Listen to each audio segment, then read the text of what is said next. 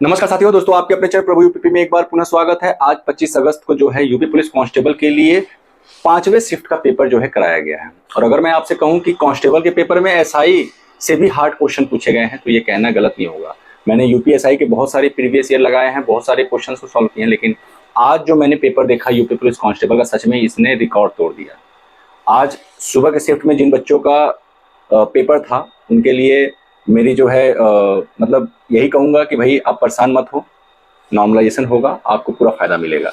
लेकिन हाँ, जो बीते दिनों 2 दिनों में जो पेपर हुए हैं 4 शिफ्टों के, उन बच्चों को लगता था कि मेरा पेपर बहुत हार्ड आ रहा है, मेरे जीएस के क्वेश्चन बहुत हार्ड आए हैं। तो भैया आज जो अभी पहले शिफ्ट का जो पेपर है उसको आप जरूर एक बार एनालिसिस करें, उसको जरूर एक बार देखें, तो आपको समझ में आएगा कि पेपर एक्चुअली हार्ड होता क्या है और हार्ड किसे कहते हैं। 4 सब्जेक्ट से क्वेश्चन पूछे जा रहे हैं परीक्षा में, लेकिन मैं आपको बता दूं कि अभी जो पेपर हुआ है प्रथम शिफ्ट का 25 तारीख का, वो मैं बता दूं मतलब किसी के भी सोच से परे है। कांस्टेबल के एग्जाम में जो है इतना कठिन प्रश्न पूछे गए हैं कि मतलब जिसका कोई जवाब ही नहीं है। सबसे पहले मैं बात कर लेता हूं जीएस का। तो दोस्तों जीएस का आज का जो पेपर है, मैं बता रहा हूं कि अगर जो बच्चा 20 कर ले रहा है ना, ये बहुत बड़ी बात होगी। जिस बच्चे के 20 प्रश्न सही हो जा रहे हैं वो बहुत बड़ी बात होगी, क्योंकि मुझे नहीं लग रहा किसी बच्चे का 20 जा पाएगा। जो बहुत तेज तर्रार बच्चा है और जिसका लक अच्छा हो गया, जैसे किसी ने तुक्के मार दिया, उसके 5-6 क्वेश्चन सही हो गए, उसी का जो है 20 प्लस जा सकता है। अन्यथा मुझे जो है, कल शाम में मैंने वीडियो का एनालिसिस किया था, मैंने बताया था जीएस के प्रश्न बहुत आसान आए थे और हकीकत में आसान आए थे। बच्चों के कमेंट्स भी आ रहे हैं कि सर इतना मतलब अभी तक का सबसे आसान जीएस के प्रश्न पूछे गए। लेकिन आज जो सुबह का शिफ्ट हुआ है उसमें आप जीएस के प्रश्नों को जरूर देखिए। अभी क्या है कि ऑनलाइन का जमाना आ गया, टेलीग्राम चैनल पे सारे बच्चे जुड़े हुए हैं, सबके पास जो है, मेरा भी टेलीग्राम चैनल नीचे दिख रहा होगा, इस पे आपको हर एक डेट और शिफ्ट वाइज आपको पेपर मिल जाएंगे। तो आप अभी जाकर के देखें टेलीग्राम चैनल पे और आप पाएंगे कि जो जीएस का प्रश्न है 20 बहुत मुश्किल से, मैं बता तो रहा हूं कि 15 भी जिस बच्चे ने कर लिया बहुत बड़ी बात है। जिस तरीके से क्वेश्चन पूछा गया जीएस का, मतलब मैं कहूंगा जीएस का जो लेवल है दोस्तों वो हार्ड है।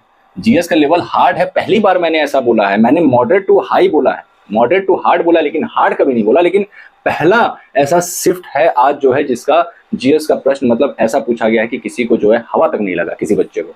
हिंदी की बात कर लेते दोस्तों। हिंदी जो है, हिंदी मॉडरेट रहा आपका, हिंदी मॉडरेट रहा, ठीक। मैथ की बात करें दोस्तों तो देखिए एक चीज मैं बता दूं, मैथ अभी तक जितने शिफ्ट के पेपर हुए हैं, मैं मैथ को क्यों कहता हूं कि करने लायक था, क्योंकि मैथ मेरा ठीक है। और मेरा ही नहीं, जिस बच्चे ने मैथ अच्छे से पढ़ा होगा, कंसेप्ट क्लियर होगा, वो सारे शिफ्ट के मैथ को जो है आसानी से कर लेगा। तो मैथ का भी जो लेवल था वो क्या था, मॉडरेट था। ना तो आसान है, आसान तब होता है जब कंसेप्ट भी आसान हो, कैलकुलेशन भी आसान हो, लेकिन यहाँ पे कंसेप्ट तो आसान है, कैलकुलेशन में थोड़ा सा जो है आपको टाइम लग सकता है। तो मॉडरेट था आपका मैथ भी, मॉडरेट था आपका हिंदी भी। लेकिन जो रीजनिंग है दोस्तों, ये आपका आया था आज moderate to high, moderate to hard आया था, ठीक है। हार्ड कह लो या हाई कह लो, मॉडरेट टू हार्ड जो है रीजनिंग के प्रश्न पूछे गए। यानी कि ओवरऑल अगर मैं इस शिफ्ट के पेपर के लेवल की बात करूं कि इजी था, मॉडरेट था, हार्ड था, तो दोस्तों मुझे इस बात को कहने में बिल्कुल भी शक नहीं हो रहा है या तकलीफ नहीं हो रहा है कि भैया यह पेपर जो है हार्ड आया है।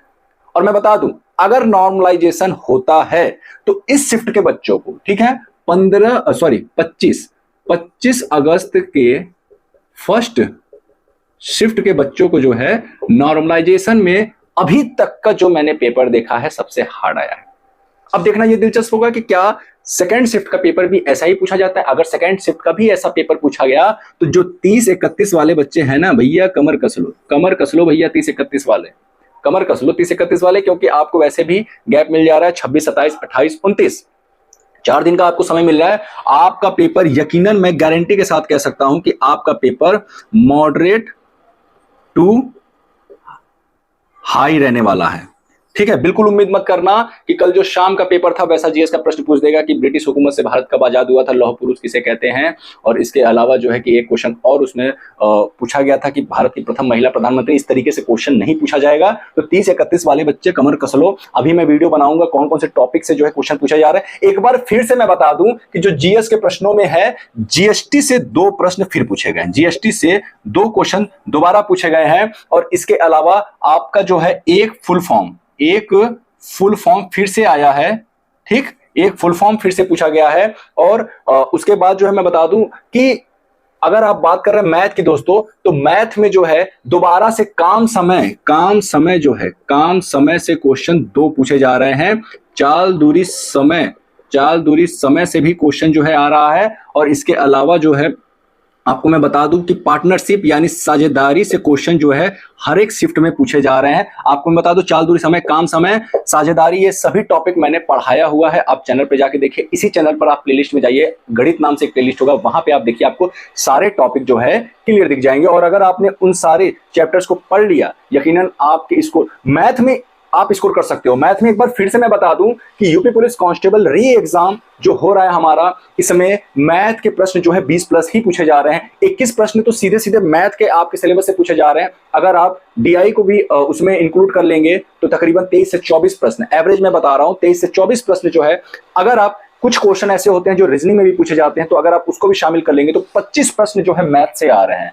25 प्रश्न जो है वो मैथ से आ रहे हैं, क्योंकि जो सीरीज है वो क्या है, सीरीज रीजनिंग में भी होता है, सीरीज मैथ में भी आता है।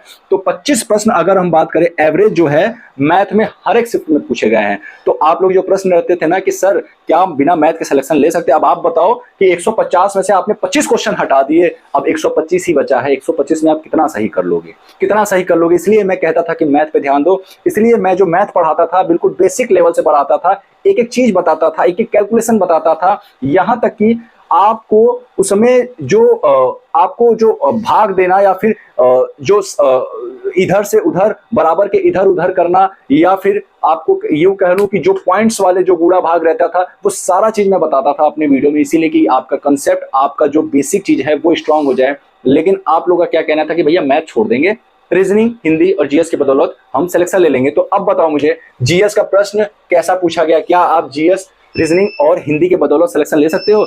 अब इस पेपर को उसी बच्चे ने सही करके किया होगा जिसने मैथ में अच्छा ध्यान दिया होगा। जिसका मैथ अच्छा होगा इस पेपर में भी वो जो है 100 तो बना ही लेगा। और जिस बच्चे का इस पेपर में, इस शिफ्ट के पेपर में 100 क्वेश्चन काट पीट के सही हो रहा है ना, 100 क्वेश्चन, केवल 100, जिस बच्चे का काट पीट के 100 क्वेश्चन सही हो रहा है, उस बच्चे का सिलेक्शन कोई रोक नहीं सकता, क्योंकि नॉर्मलाइजेशन में इस शिफ्ट को जो है बहुत फायदा होने वाला है ना। तो दोस्तों उम्मीद करता हूं कि आप सभी, जिन भी बच्चों का आने वाले दिनों में पेपर है, खासतौर से 30 और 31 वाले, वो थोड़ी सी कमर कस लो भाई और चीजों को रिवाइज करो, मेहनत करो। अभी भी समय है, मैथ के 2-3 चैप्टर्स क्लियर कर लो। कौन कौन से मैं हमेशा बताता हूं, परसेंटेज, एवरेज, रेशियो, इसको अगर आपने क्लियर कर लिया तो आपका जो है बहुत सारे टॉपिक क्लियर हो जाएंगे। क्योंकि अगर रेशियो पढ़ लिया तो आपका जो एलिगेशन अच्छा हो जाएगा, आपका पार्टनरशिप अच्छा हो जाएगा।